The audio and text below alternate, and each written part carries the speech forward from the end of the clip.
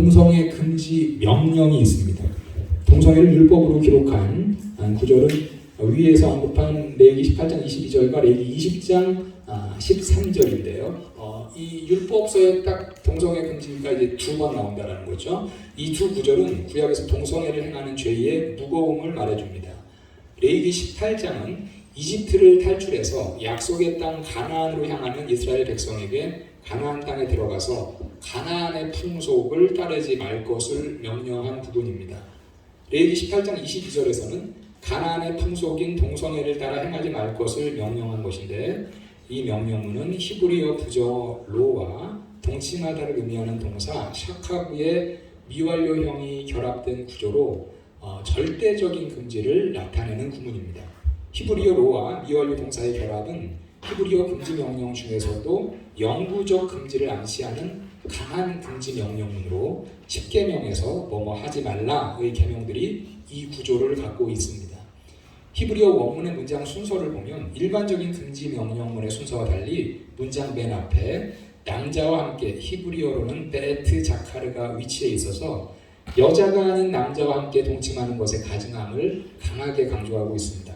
동성애와 같은 가증한 죄가 가져올 결과에 대해서 레위기 18장 29절에서는 가증한 행위를 한 자는 백성 중에서 끊어질 것이다 라고 경고를 하고 있습니다. 레위기 20장 13절 역시 동성애가 매우 무거운 죄임을 말해줍니다. 레위기 20장은 반드시 죽어야 하는 죄의 목록입니다. 여기에 속하는 죄로는 자신을 몰래에게 바치는 인신제사, 접신한 자와 박수무당을 따르는 죄, 부모를 저주하는 죄, 남의 아내와 간음하는 죄, 어머니와 동침하는 죄, 이러한 죄들이 있는데 이 목록 가운데 13절에 동성애가 포함된 것입니다. 그러므로 13절 하반절에서는 동성애를 행한 자를 반드시 죽일지니 자기의 피가 자기에게로 돌아가리라고 하고 기록하고 있습니다.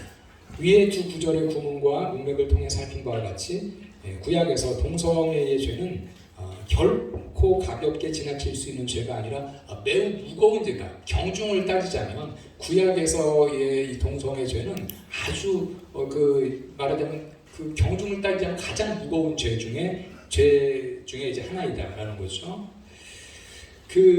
이제 퀴어 신학자들이 또 이런 주장을 하는 자들이 있어요. 동성애는 금지 명령은 구약 시대의 율법 아니냐? 우리 기독교인들 구약 율법 따르느냐? 그렇기 때문에 그것은 구약의 율법이고 지금 우리 기독교인들이 구약의 율법을 따라야 될 이유가 무엇이 있느냐? 그렇게 주장하는 사람이 있습니다. 동성애 금지 명령은 구약 시대. 그리고 어떤 사람들은 성경의 표현이 이제 남성 그 명령문이 2인칭 남성, 너는 뭐뭐 하지 말라, 이게 다 남성형이거든요. 2인칭 복수 남성 이런 거기 때문에 남성에게만 해당되는 거다. 그러니까는 레즈비언은 괜찮다. 이런 황당한 얘기를 좀 하는 그런 또 견해도 있는데요. 잠깐 살펴보겠습니다. 퀴어 신학의 주장 중 하나는 동성애를 금하는 레위기 18장 22절과 20장 13절의 두 명령은 구약 시대에 한정된 율법이므로 신약 시대인 현대에는 적용되지 않는다는 것입니다. 마치 구약의 율법 가운데 부정한 돼지고기를 금한 율법이 신약 시대에 더 이상 효력을 미치지 않는 것처럼 동성애 금지 명령은 신약 시대에는 더 이상 구속력을 갖지 않는다라는 것입니다.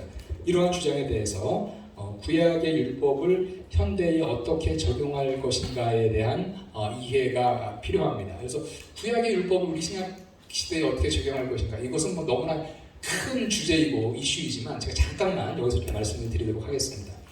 히브리서 10장 1절에서 말하듯이 율법은 장차 올 좋은 것의 그림자입니다. 속죄와 관련한 의식법에 관하여는 예수께서 오셔서 희생제물이 되심으로 의식법의 그림자의 실체를 분명하게 보여주셨습니다. 구약에서는 속죄와 관련된 율법 외에도 다양한 율법이 기록되어 있는데 많은 율법은 그림자의 성격을 띠고 있고 그 실체가 명시적으로 드러나 있지 않습니다. 이럴 때 신약시대의 그리스도인들은 그림자의 율법의 실체를 파악하여 신약시대의 삶의 원리로 적용할 수 있습니다. 요한일서의 두 구절은 구약의 속죄의 제물은 그림자이고 실체는 예수 그리스도임을 선명하게 말해줍니다. 그는 우리 죄를 위한 화목 제물이니 우리만 위할 뿐 아니요 온 세상의 죄를 위하심이요. 그러니까 구약의 속죄제에서 속죄 제물을 드리는 것 사실 오신 예수 그리스도를 예표하는 것이다. 그림자로 미리 보여주는 것이다. 라는 것이죠. 요한일서에서는 화목 제물이었다. 이렇게 얘기하고 있습니다. 사랑은 여기 있으니 우리가 하나님을 사랑한 것이 아니요 하나님이 우리를 사랑하사 우리 죄를 속하기 위하여 화목 제물로 그 아들을 보내셨습니다. 이런 말씀이 너무나 익숙하기 때문에 예수 그리스도 화목 제물 너무나 익숙하지만 사실은 구약에서 제사에서 얘기한 그 제물이 이제 오실 예수 그리스도를 말하는 것이다 라는 그 그림자고 예표다라는 거죠. 이런 경우도 있습니다. 어떤 경우는 신약 성경에서 율법에 담겨 있는 하나님의 뜻을 직접 설명 혹은 율법과 관련한 하나님의 완전한 뜻을 알려주기도 합니다. 마태복음 5장 17절에서 예수께서는 율법을 완전하게 하려 하신다 이렇게 말씀을 하셨는데요. 율법을 폐하지 않고 율법을 완전하게 하려 하신다. 마태복음 5장 17절에 보면 내가 율법이나 선지자를 폐하러 온 줄로 생각하지 말라. 폐하러 온 것이 아니요 완전하게 하려 함이라. 여기서 율법을 완전하게 하신다는 말이 무슨 의미일까요? 흥미롭게도 예수께서 마태복음 5장 17절을 말씀하신 후에 1년에 구약의 율법을 인용하시면서 율법과 관련된 하나님의 뜻을 더 완전하게 가르치십니다. 이 마태복음 5장 17절 이하에 쭉 구약의 율법을 말씀하시고 그 구약의 율법은 말을 하고 있지만 이것과 관련된 하나님의 더 완전한 뜻은 이거다라고 설명을 해주신다는 거죠. 예를 들면 옛 사람에게 말한 바 살인하지 말라. 누구든지 살인하면 심판을 받게 되리라 하였다는 것을 너희가 들었으나 나는 너희에게 이르노니 형제에게 노하는 자마다 심판을 받게 되고 형제를 대하여 라가라 하는 자는 공회에 잡혀가게 되고 미련한 놈이라 하는 자는 지옥불에 들어가리라. 27절 28절을 보면요. 또 간음하지 말라 하였다는 것을 너희는 들었으나 나는 너희에게 이르노니 음욕을 품고 여자를 품는 자마다 이미 간음하였느니라. 즉 이 구약의 율법을 먼저 얘기하고 사실은 이 율법과 관련된 하나님의 온전한 뜻은 사실은 이거다라고 지금 밝혀주는 것. 그것을 이제 폐하러 하는 것이 아니라 온전하게 하려 합니다. 지금 이렇게 얘기하는 거다라는 것입니다. 또 옛사람에게 말한 바 헛 맹세를 하지 말고 내 맹세한 것을 굳게 지키라 하였다는 것을 너희가 들었으나 나는 너희에게 이르노니 도무지 맹세하지 말지니 우는 눈으로 이는 이로 갚으라 하였다는 것을 너희가 들었으나 나는 너희에게 이르노니 악한 자를 대적하지 말라. 누구든지 내 오른뺨을 치거든 왼편도 돌려대라. 내 이웃을 사랑하고 내 원수를 미워하라 하였다는 것을 너희가 들었으나 나는 너희에게 이르노니 너희 원수를 사랑하며 너희를 박대하는 자를 위하여 기도하라. 예수께서는 율법을 폐하러 온 것이 아니라 완전케 하러 오셨다고 말씀하셨는데 율법을 완전케 하신다는 것은 율법을 주신 하나님의 완전한 뜻을 밝히는 것이었습니다. 그리고 이제 세 번째 경우는 이런 경우도 있습니다. 구약의 율법을 우리 신약 시대에 어떻게 받아들여야 될 것인가? 세 번째는요. 율법이 그림자인 경우가 아니라 구약의 율법이 주어질 때부터 실체로 나타나는 경우가 있습니다. 구약의 율법 중에 도덕법이 이러한 경우라 할 수 있겠습니다. 예컨대 너희는 거룩하라. 이러한 레위기 19장 2절은 구약의 율법이죠. 그렇지만 실체를 탐구해야 하는 그림자로서의 율법이 아니라 실체가 이미 실체로서의 율법이다라는 거예요. 그렇기 때문에 곧바로 신약 시대에도 적용될 수 있는 실체적인 율법이다 이렇게 말할 수 있습니다. 그래서 구약의 이 율법은 가감없이 신약의 성도들이 지켜야 할 신약의 계명으로도 기록이 됩니다. 너희가 순종하는 자식처럼 전에 알지 못할 때에 따르던 너희 사욕을 본받지 말고 오직 너희를 부르신 거룩한 이처럼 너희도 모든 행실에 거룩한 자가 되라. 기록되었을 때 내가 거룩하니 너희도 거룩할지어다 하셨느니라. 그 다음에 레위기 19장 18절에서 내 이웃 사랑하기를 내 자신과 같이 하라. 나는 여호와이니라. 이러한 율법도 그림자로 나타나는 것이 아니라 곧바로 실체로 나타난 경우다 이렇게 얘기할 수 있겠습니다.